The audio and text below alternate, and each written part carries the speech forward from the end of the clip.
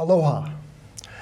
In the end of October, October 21st, and also on November 8th, through that period, you'll have an opportunity to vote on 13 charter amendments.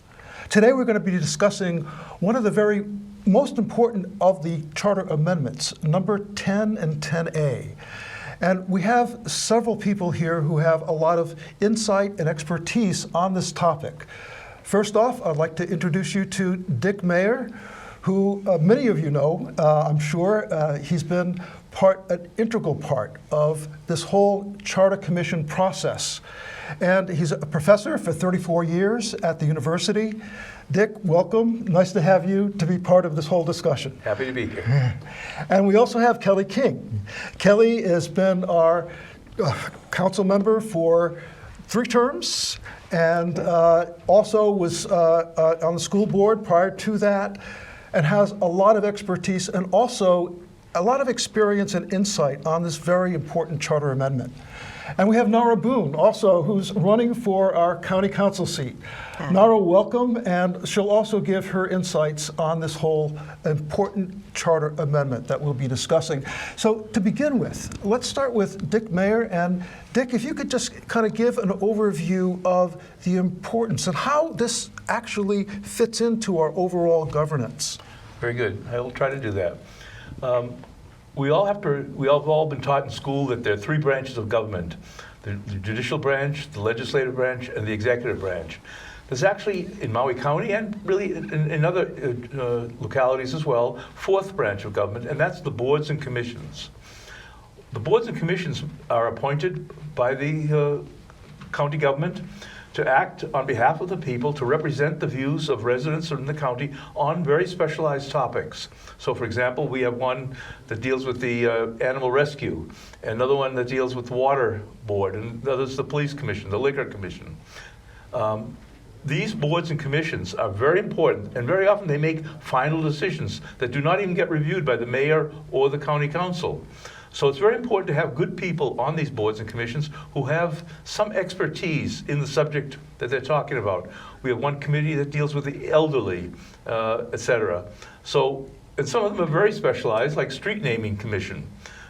These boards and commissions, and so the street naming obviously should have some experience in Hawaiian language, because many of our streets are named using the Hawaiian language.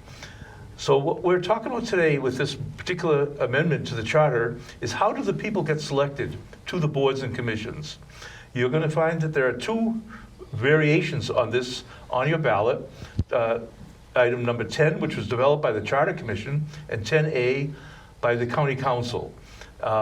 You'll have to vote, and you can vote for yes on both, you can vote no on both, or you can vote yes and no depending on your indication. I think what we're going to be talking about is that 10A, the one that was developed by the County Council, is probably a more efficient one, better one, and we'll try to give you, as we talk today, some of the reasons why we're recommending that body. I'd like to go back a bit and give some history. Back in 2006, when Alan Arakawa was elected mayor, I had been talking to him prior to the election and said, let's improve the boards and commissions. And he thought it was a good idea, and he asked me to put together a committee. We called it the Blue Ribbon Committee, because it had several people who really knew a lot about the county and knew a lot of people in the county. And the purpose was to try to recruit the very best people we could to staff all these boards and commissions. The body met, we met every year in January, because the council has to appoint the people in February so they can take office at the end of March, which is when boards and commissions get their new members. And we acted very responsibly, seeking out the very best people. Sometimes we looked at the applications for boards and commissions and found out that we didn't have anybody for a particular board and commission. We actually went out and made phone contacts. We put ads in the newspaper trying to recruit the people. And then our committee got together and went through the files of the various people for all 34, 35 boards and commissions and made recommendations to the mayor. The mayor then took the 3 recommendations we usually gave him. At that time it was a man, Alan Arakawa, and he looked them over and then would make his nomination to the county council for final adoption, final approval. It was an excellent system, and I think over the 4 years that we did this, the council really got the benefit of having much better people on the boards and commissions, and we'll talk about some of the reasons what had happened prior to that as we have our discussion today. When the second time came along, Alan Arakawa decided not to use the boards and commissions. So this amendment basically is going to put into permanence, if it's adopted, a committee that will be a nominating committee to nominate people for boards and commissions in the county. It will also have the responsibility to appoint people who are not just the boards and commissions, but also the prosecuting attorney and the corporation counsel, the legal side of the county government, to recruit people and whatever. This is an effort to try to get away from political favoritism, any nepotism, where a mayor might just want to go out and pick a buddy to do one of these important jobs. So it has the ability to really upgrade the quality of our people. Kelly King, who's sitting next to me here, was a member of that committee and was experienced doing it, and I think she now would like to say a few words about the process that we went through now 15 years ago. Well, thank you, Dick, and thank you. Actually, Dick recruited me for that Blue Ribbon Committee way back then. For me, as a council member coming on, several years after that Blue Ribbon Committee was created, and looking back, we lost a lot of, without that Blue Ribbon Committee, we lost a lot of transparency, we lost accountability. I was one of, in my first term, which was 2017, 2018, I asked a lot of questions of the administration, like when we got a nominee for a particular board or commission, who were the other nominees? Who else applied? And I had requested those lists time and again and was told, no, you're not going to get them. But the purpose of the list was not to, shout it from the rooftops. It was so that council members would know what our other options were. And I liken this to, you get your ballot to vote for a council member, say South Maui, and you've got one name on it, Kelly King, and you say yes or no. And if you say no, we'll give you another name. But you're not going to know who else is running because we're only going to give you the one name. So that's how it felt to me. It felt very limiting. We could, of course, somebody in a vacuum is better than nobody, but we didn't know who the other applicants were. So that was a huge problem, ongoing problem. And I also want to say that this is, I appreciate that Mayor Arakawa actually put this into play that 1 year. This is something that any mayor could do right now if they wanted to. But we haven't seen it. We haven't seen that commitment to broaden the scope of who's doing these recruitments. And the important thing about the recruitments, as Dick said, is that if we didn't see enough names or we didn't see a balance, our committee was very focused on trying to balance the commission and boards out so that we had folks who, for instance, the Planning Commission, we had developers, we wanted environmentalists, we wanted people in business, we wanted to have a balance of demographics, we wanted to have a balance of the ethnic groups that populate Maui. We wanted to, we worked really hard on gender balance, which is not easy to do sometimes. And that's we're not getting that kind of a balance, and we don't even know if it's possible because we don't know who the other applicants are right now when the council makes these approvals. And one of the complaints we've been getting recently is that we're asking too many questions. The council, the nominees come before the council, and the council, grills them because we're trying to figure out, do we have the best possible person here? But we're doing that in a vacuum because we don't know what the other possibilities are. So I think this will make it easier for people to be vetted before they get to the council, so they don't feel like they're on stage and they're in court when they're trying to, get nominated for a position. But those are some of the complaints that I think where this charter commission or this charter amendment serves the public well, because we're going to be going out into the public trying to get balance, trying to put the names together so that even the council should know who was considered. If I just ask a question to you and Kelly, I'm amazed at how effective this was back when you first started this whole thing. And yet, it wasn't discontinued, and in its place was dysfunction that was put, where you can't even find out the people who applied. There's no process of vetting people in terms of looking at who's the best candidate. it seems like it's almost a little hornet's nest of nepotism and cronyism that can be put into this important system. Yet, if we are to pass this, then would that eliminate a lot of those concerns that you started to mention, Dick? Yes, I think it does. It really opens it up for the best people to get into these positions. It also makes it less blind. Right now, the mayor and his executive assistants will make the decisions, and the mayor may be tempted, and I'm not speaking about any particular mayor, but a mayor may be tempted to put people who worked on their campaign, people who are already in the business. For example, the Liquor Control Commission. We would hate to have people in there who have a vested interest in that industry. So what we want to do is get people who are representative of the community, a broad spectrum of people. As Kelly said, one of our goals was a balance. Geographic balance, gender balance, ethnic balance, experience balance. All of those things came into play when we made our recommendations. And I think in the end, we got the best people. Now, it's not airtight. We're still recommending that the nomination committee that's being voted on this time will give 3 names to the mayor. The mayor will have to pick from those 3 names. The mayor still may use some discriminatory way of picking out an individual. May want all men, may want people of an ethnic group, may want people all from Central Maui in there. But at least we are going to give him names of people that we think are qualified to do the job of that particular board.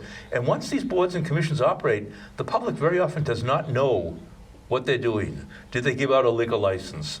Did they have a animal rescue thing in the Humane Society? Are they operating effectively?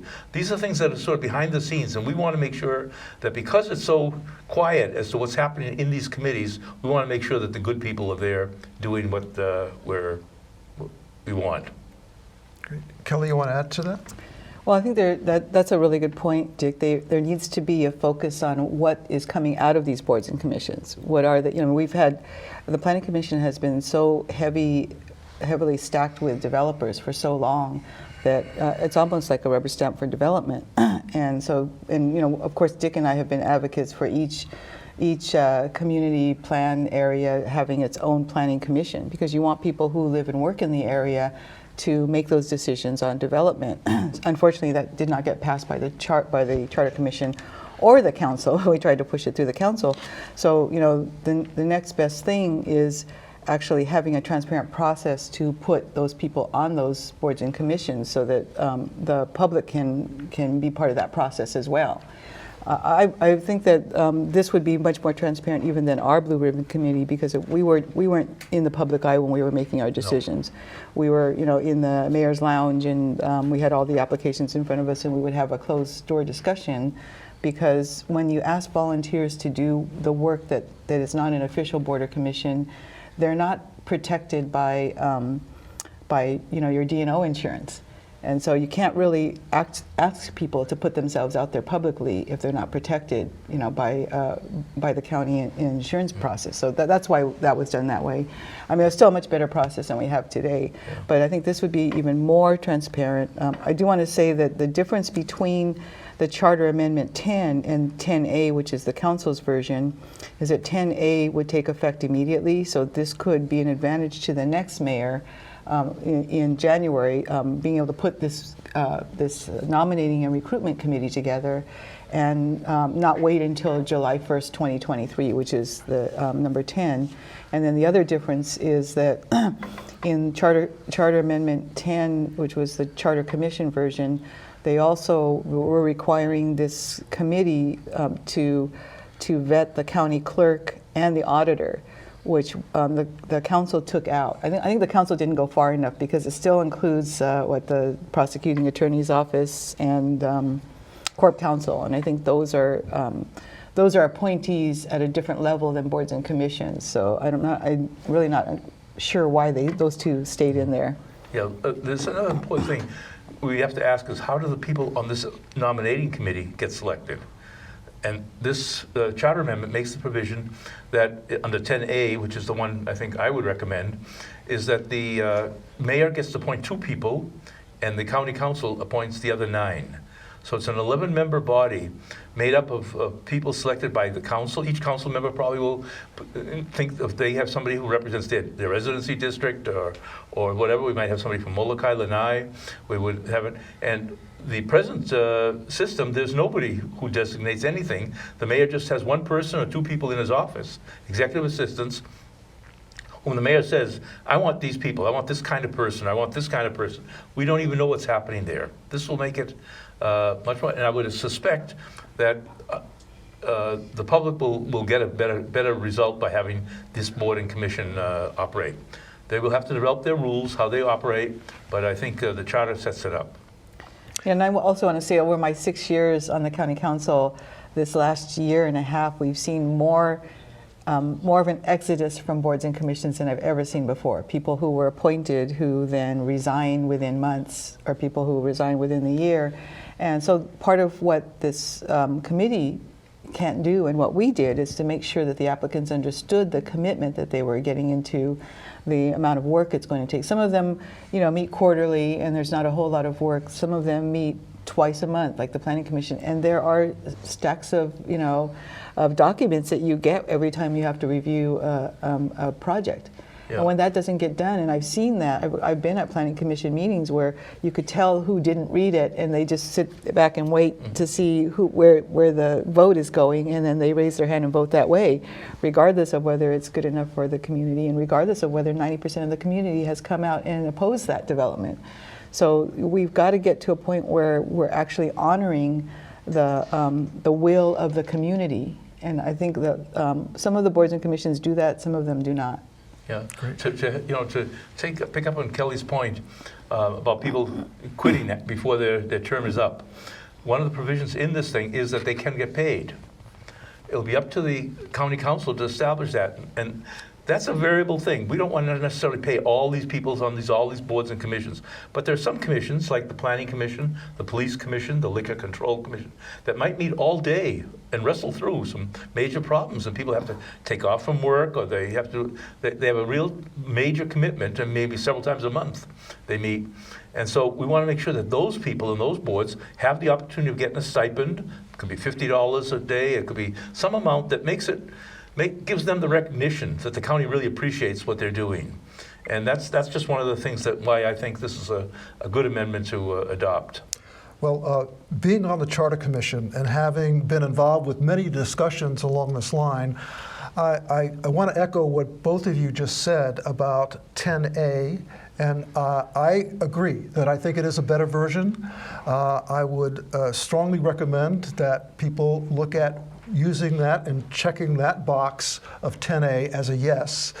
And it can have a lot of important implications, I think, for our community, as Kelly and Dick were saying. And Nara, if you could also reflect on how you see this as being an important piece of legislation for us to have.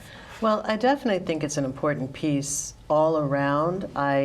This idea of an 11-member group, I think, would be far more representative of our community as a whole.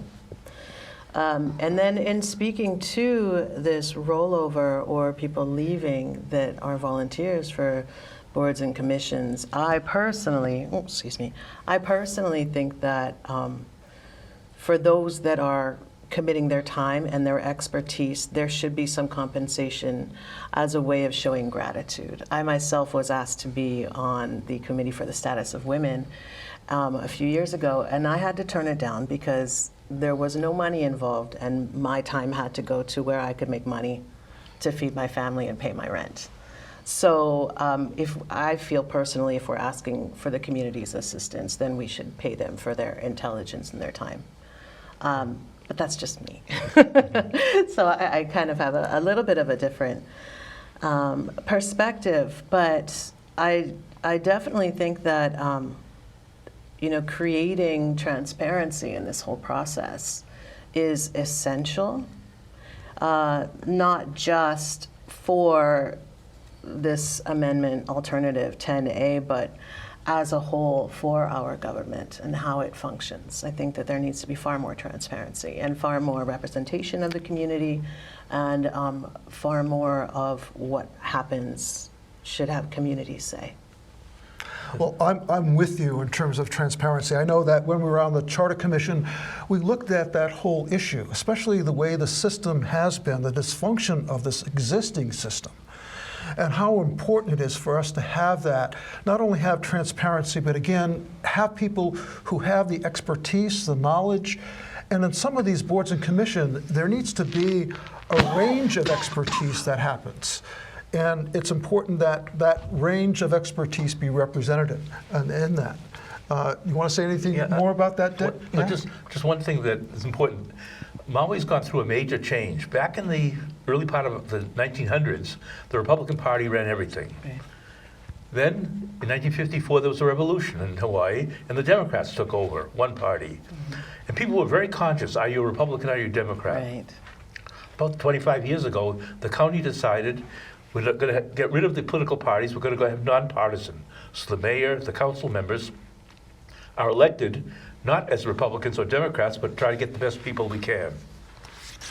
That's also part of this amendment, that you no longer have to identify yourself as being Republican or Democrat, but you volunteer for these positions irrespective of your party, and hopefully we'll have good people doing it.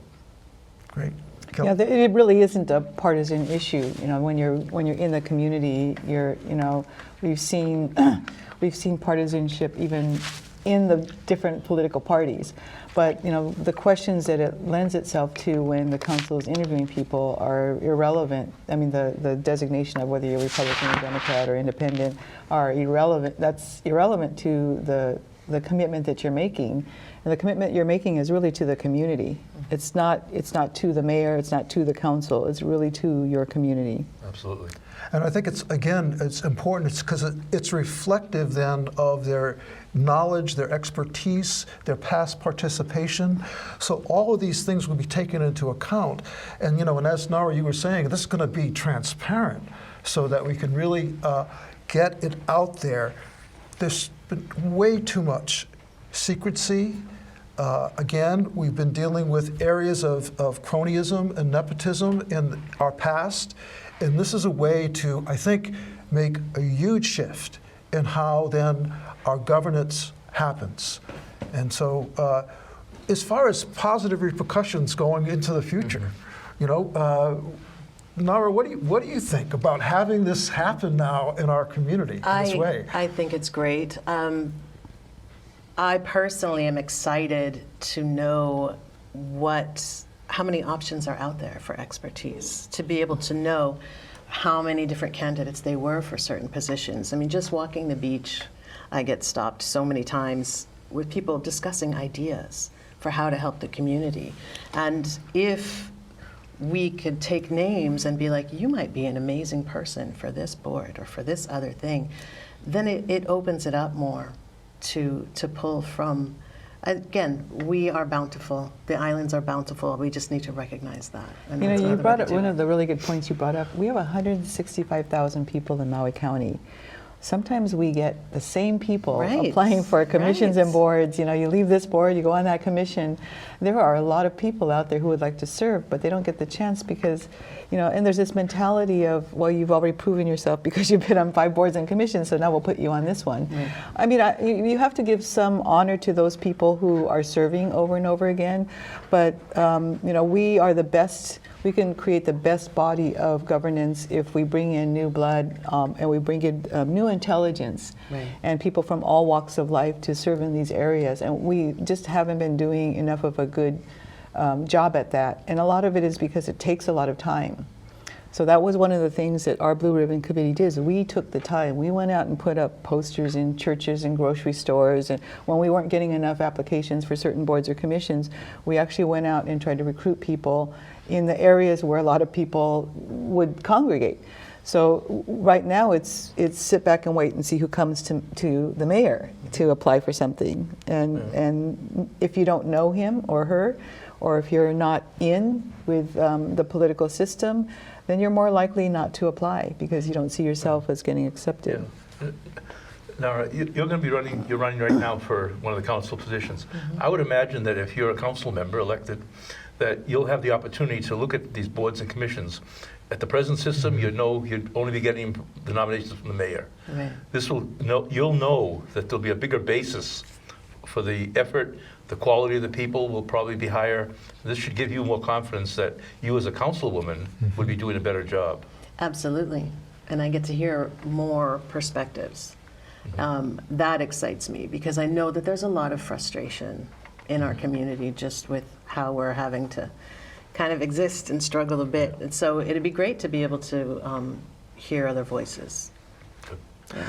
And I think having this repository of people where you can have then this ongoing list as you do your recruitment, then you keep on adding them on to that list of possible people who could participate in some of the commissions and boards. So it's just such a more effective, efficient way of doing it. That's why when we were on the Charter Commission, we were saying, how come this is not part of the system and why was it not continued when it started? Because again, it was very effective. Yeah. It's been, I think, as Dick may have said earlier, it's been used as a tool to reward people. You know, the boards and commissions and a lot of the appointments on the ninth floor have been used as ways to reward people for support or for contributions. And this is a way of getting away from that and really looking at the quality of the people participating in the decision making all across our county.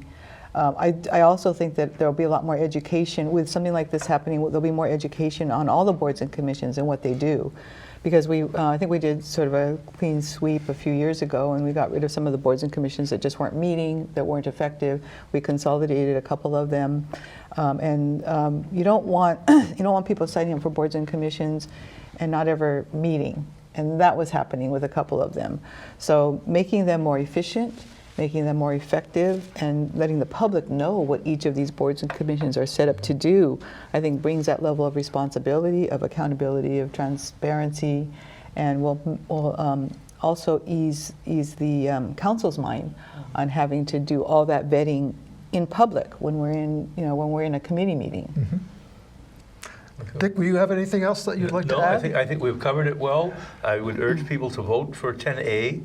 If they want to vote yes for 10, fine, but 10A is a far superior one, and I think we'll start immediately after the election. Immediately, and I think that's important. And so I would hope that people vote yes on that and watch the changes in our county government.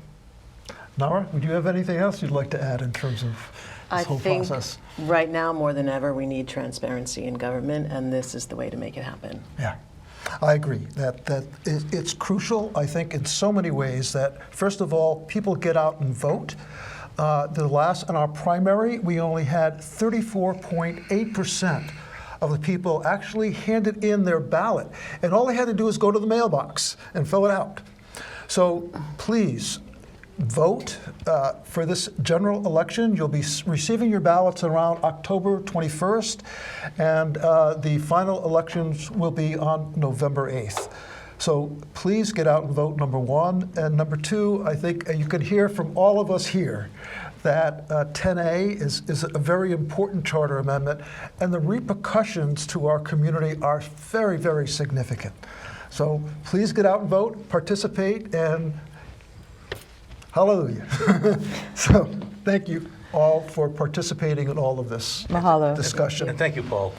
And mahalo to you, Paul, for serving on the Charter Commission. You know, you did an excellent job of representing the people and true democracy.